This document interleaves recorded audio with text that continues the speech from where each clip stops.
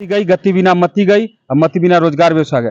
जिस समाज जिस परिवार में शिक्षित नहीं हो सकते उस परिवार का एक मत नहीं हो सकते, एक मत नहीं होंगे तो न रोजगार में मतलब सरकारी नौकरी पेशा में होंगे और न किसी आगे बढ़ सकते हैं। आप हमारे साथ एक ऐसे व्यक्ति को देख रहे हैं जिनका नाम इंजीनियर अतुल निषाद है।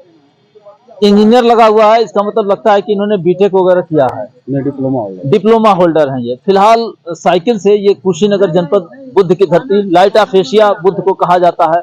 यानी उन्होंने अपने ज्ञान से इंडिया ही नहीं बल्कि एशिया, जहाँ पे 40 से अधिक देश हैं, वहाँ उनका नाम चलता है।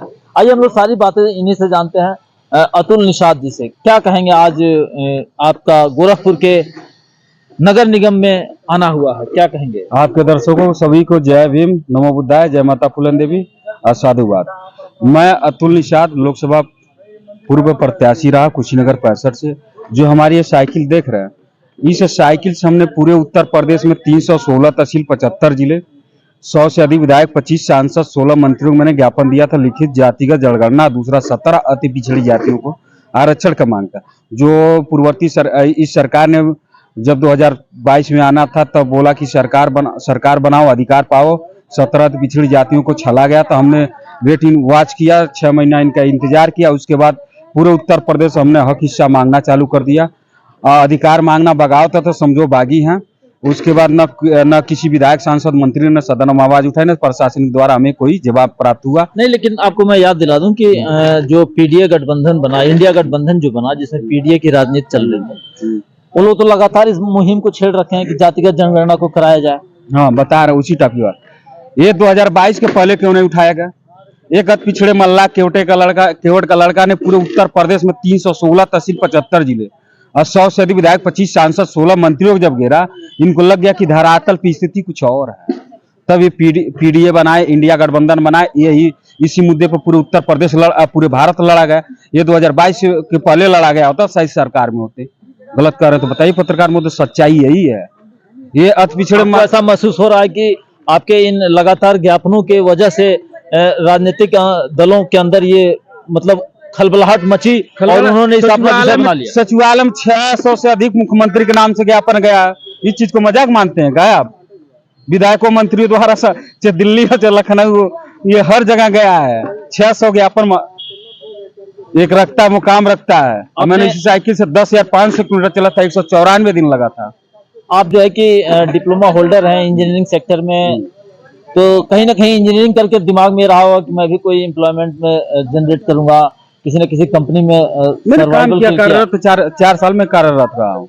बाकी जब आते थे परिस्थितियां वही, हमारे समाज का कोई सुधारने वाले, सूद ब्याज लेने वाले नहीं है। और रहा बात जब भी आते हैं तब हम छेड़ते, हम तो कहते हैं हर जगह शिक्षा बिना गति गई, गति बिना मती गई, मती बिना रोजगार व्यवसाय गया। दो ही चीज है, या राजनीति की है आपके पास, या समाज को जगाइए, या समाज को आगे बढ़ाइए।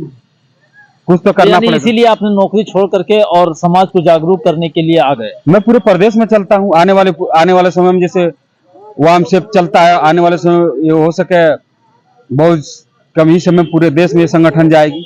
हर प्रदेश में रहेगा संगठन ये। इस प्रदेश में अब ये 27 तक 165 सीट को चिन्हित हम कर रहे हैं और लड़ाने का काम भी करेंगे। तो आपने अपनी राजनीतिक पार्टी बना रखी है? नहीं, हमने जब पर्चा खारिज हमारा हुआ तब हमने संगठन बनाया। फूलन आर्मी, वीरांगना माता फूलन देवी के नाम से ही चलता।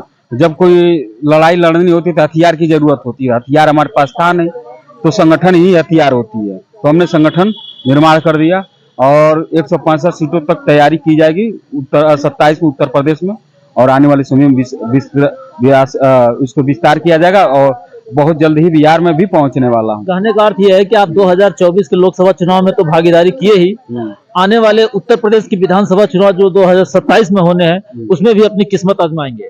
किस्मत नहीं, अपने लोगों का भी किस्मत आजमाएंगे। चाहे गढ़विया, कुर्मी, कुशवाहा, सैंतवार हो, केवल राजभर, चौहान, तेलीवाल, बड़ाई, नायक, दुसाद, खटीक, शेख सैयद, अंसारी, पठान हो, सबको आजमाएंगे। सबको मौका देंगे, क्यों नहीं? हर पार्टी में सबको जगह, चाहे उनकी जात के नाम से पार्टी हो, चाहे उनके समाज के नाम से पार्टी हो। बल्कि किसी ने कभी उठा के दिया? नहीं दिया। वो जमीन पर करता रोज मार खाता हो, फिर उसको जगह नहीं दिया जाता है। लेकिन अतुल जी, मैं आपको एक बात याद दिलाना चाहूंगा कि आज बहुत सारी राजनीतिक पार्टियां हैं, चाहे वो समाजवादी हो, बहुजन समाज पार्टी हो, और भी ये तो बड़ी पार्टी है, बड़ी बड़ी पार्टियां हैं, छोटी छोटी पार्टियां, वो सब तो दलितों का, पिछड़ों की राजनीति करते हैं, आप पर जनता कैसे भरोसा करे? कोई भी जो नेता आया हुआ पहले से बड़ी पार्टी लेकर पैदा नहीं हुआ था, इसी जमीन पर रेंगा था। एक हमारे एक महापुरुष हुए थे जिनका नाम मानवर काशीराम, मानवर साहब बुलाया जाता। उस व्यक्ति ने 40,000 किलोमीटर चला था, पूरे देश में लोगों को जगाया था। उस संगठन वामसेफ DS4 जाके खड़ा किया, बाद में बीएसपी को खड़ा किया। आज ऐसा नहीं है बीएसपी 4 बार सरकार रही, चाहे माननीय मुलायम सिंह यादव, ये भी संघर्ष किया इन्होंने।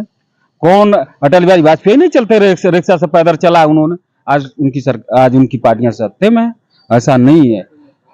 अपनी मेहनत और काबिलियत पर इनको यकीन है कि आने वाले समय में निश्चित तौर पर ये भी एक बड़ा आंदोलन छेड़ेंगे और वो आंदोलन कहीं ना कहीं समाज हित में होगा। ये आंदोलन नहीं छिड़ा था, 24 में का दिख रहा था। जातिगत जनगणना किसके फेस में था?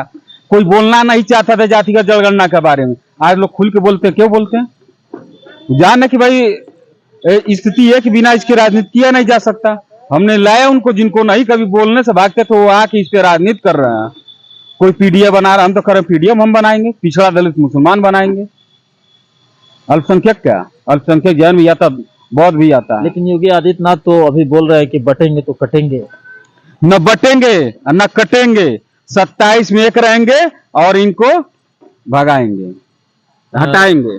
योगी अपने को बताते हैं सनातन धर्म का संरक्षक बताते हैं, उनकी नीतियों और उनकी कार्यशैली पर क्या भरोसा नहीं है? नहीं होता तो हमारे समाज के साथ दोयम दर्जे नागरिक नहीं समझा जाता। आखिर आपने कहा था दे देना चाहिए था, आखिर वही चिन्हट थाना अभी पिछले महीना 14 तारीख को हमारे समाज की बिटिया के साथ हुआ, गुड़िया के साथ हुआ, 12 साल की अवस्था थी।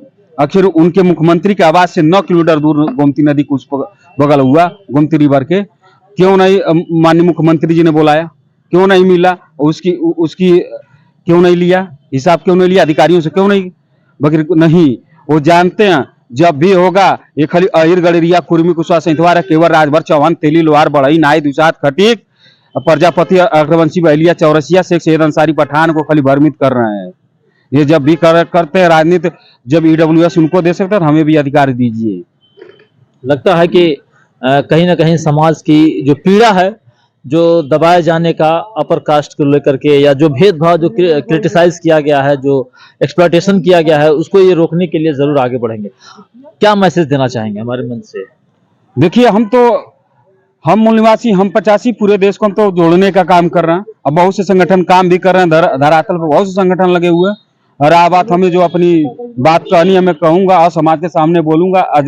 जो पहले भी हमने मांग किया था पूरे प्रदेश में, आज भी मांग करूंगा। इस पे हम स्थिर रहेंगे, इससे परिवर्तन होने वाले नहीं है। आज जातिगत जनगणना एक दिन होना तय है। और जो बांटने या काटने की बात कर रहे हैं, बांटने काटने की बात मत करें।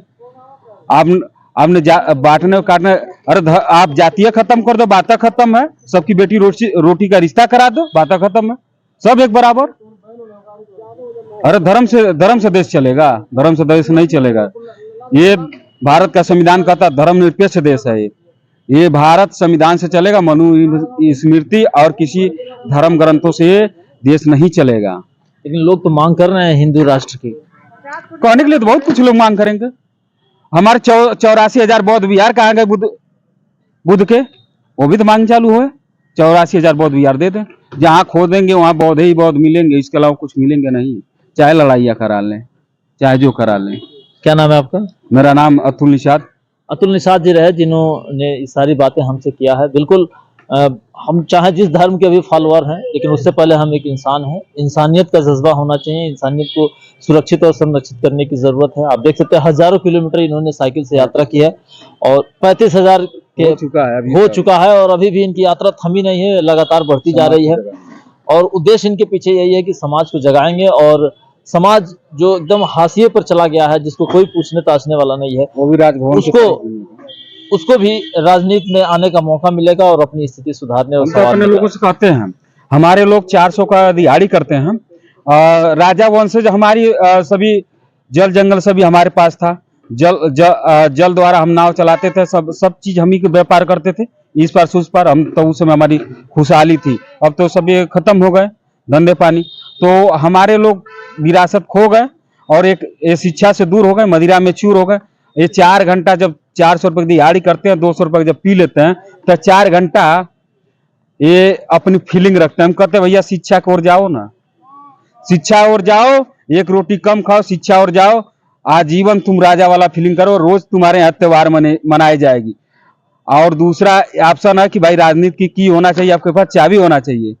बाबा साहब भीमराव अम्बेडकर ने हमें एक आशीर्वाद कहिए, ये सबको दान दिया हुआ कि एक वोट का अधिकार है कि आप वहां तक जा सकते हैं। समाज को सुधारना तो राजनीति भी की चाहिए आपके पास, और शिक्षा भी चाहिए। हम तो कहते शिक्षित हो, संगठित हो, आगे बढ़ो। और दूसरा